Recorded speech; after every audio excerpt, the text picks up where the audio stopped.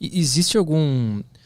Por que a psique de um ser humano ela se insere num relacionamento abusivo, ela aceita esse tipo de coisa, do sentido de isso faz parte da criação? A família foi estruturada de alguma forma ou passou essas ideias e as pessoas se encontram nessas situações sem nem perceber? Existem componentes, né? Por exemplo, se você tem uma autoestima ruim, né? Porque a gente nunca sabe o histórico de uma pessoa, o que você passou. Você pode ter sofrido negligência, você pode não ter se sentido amado o suficiente pelos seus pais por alguma razão, né? Você pode ter sido negligenciado na sua criação, você pode ter perdido sua mãe ou seu pai muito cedo, você pode, sei lá, N razões, N motivos, né? Uma mulher que sofreu negligência ou que sofreu abuso, se ela pega um cara abusivo, que geralmente é extremamente controlador e ciumento, ela vai se sentir muito amada. Você percebe? Então, existe a complementariedade.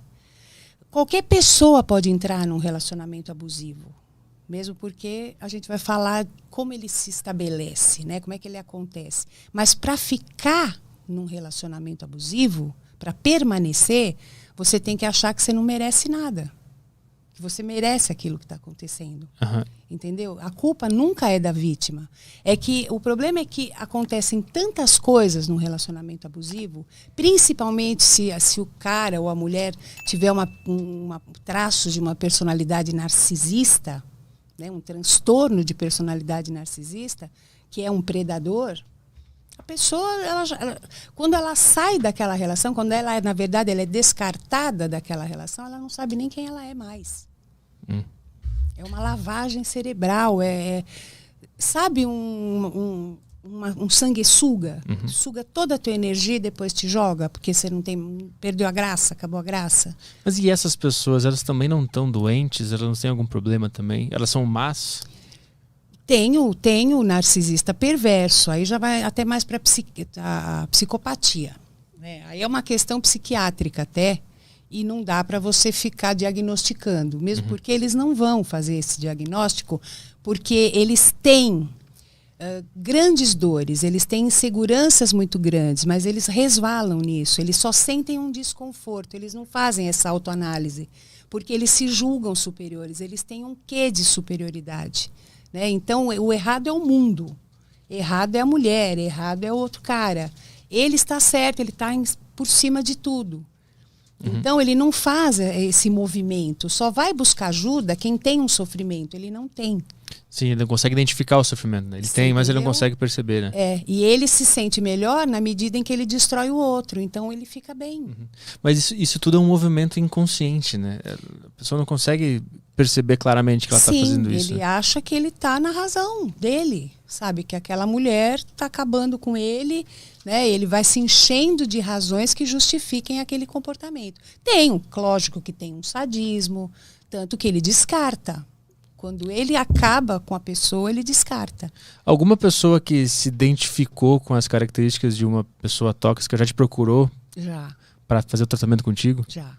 É raro a pessoa conseguir perceber isso nela. E como é que tu trata uma pessoa? Não é tão raro, assim? mas às vezes a pessoa não vai buscar ajuda, né? Mas já assim, né? Tem homens, principalmente, mulher sempre se faz essa pergunta. Por quê? Porque no relacionamento abusivo, ele joga toda a culpa para ela. Todo mau comportamento dele, ele convence a mulher que é porque ela age de tal maneira. Então, ele está punindo porque ela está fazendo aquilo. A culpa é dela. Então, ela acha, às vezes, que ela é abusiva. Mas é claro que tem mulher abusiva, tem mulher que humilha homem, tem mulher que descarta homem. Também tem. Né? Mas pelo próprio movimento social, né, que a gente vive como a gente nasce, e tem mulheres reativas, tem mulher, por exemplo, no caso de família, é muito comum a gente ver, nossa, eu sofri tanto que agora homem, para mim, é aqui, é aquela coisa da vingança, tal, né? Mas tem homem que vem, sim, procurar. E aí consegue ir lá para trás, entender o movimento que faz, por que é que age daquela maneira, né? O que muitas vezes busca na mulher a mãe que não teve, ou reproduz um comportamento tóxico, né? O pai batia na mãe, o pai espancava os filhos, né? O pai era alcoólatra.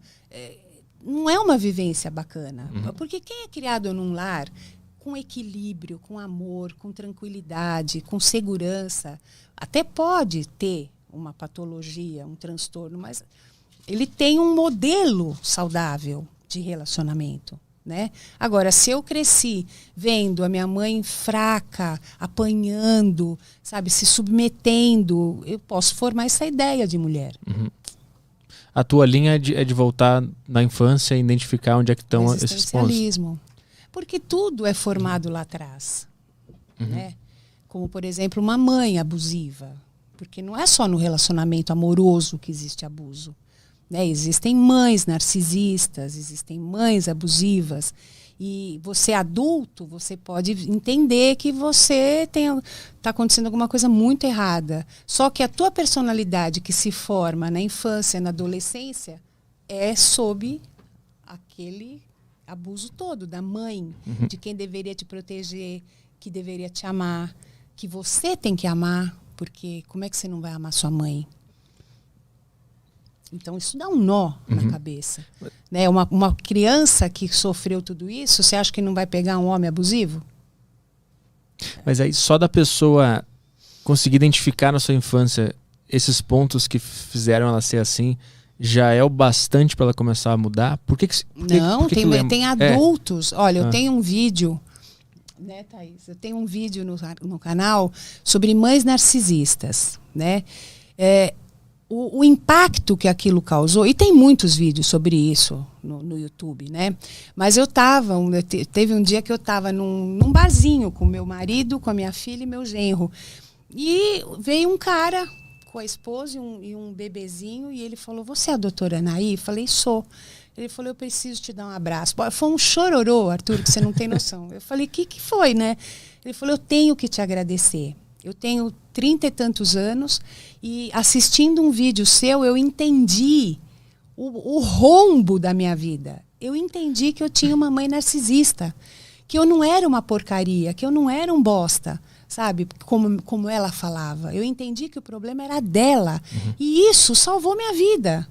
Sabe? Eu sou outra pessoa depois que eu comecei a entender, eu comecei a fazer terapia.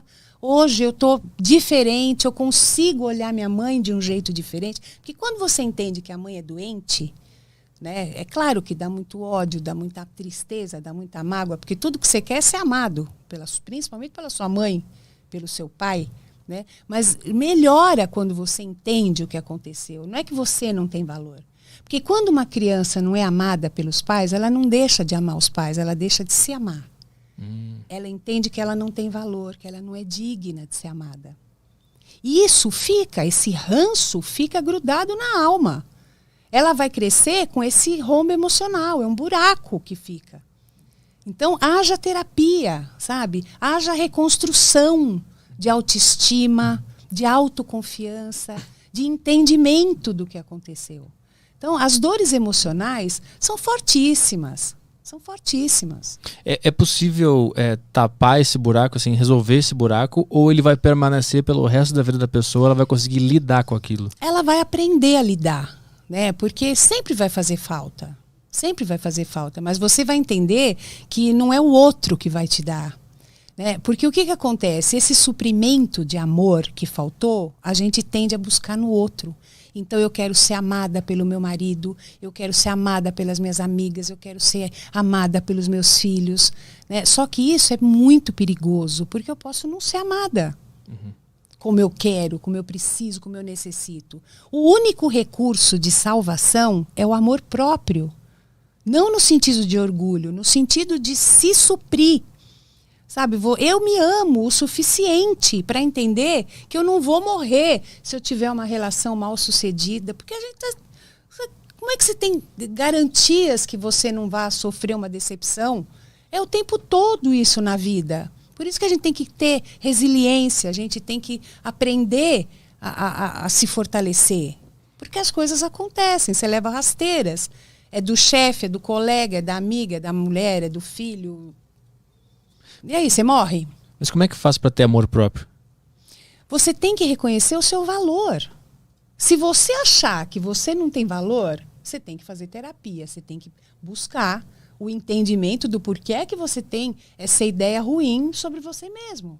É aí que você faz o link com de onde isso começou, da onde vem essa minusvalia, essa desvalia, essa impressão de que você não tem importância. Você tem que saber as suas qualidades, o que você faz bem, o que você gosta. É a ideia que você tem sobre você mesmo. Né? E quando você tem uma boa autoimagem, é o que você vende, é o que você atrai. Então a autoestima é importantíssima. E a autoestima está ligada, é irmã gêmea do autoconhecimento. Se você não se conhecer, você está na deriva, você está perdido no mar.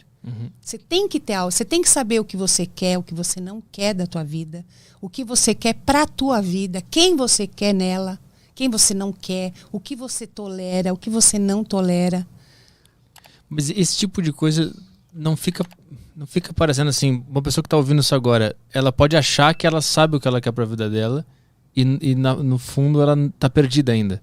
Mas desde que não doa.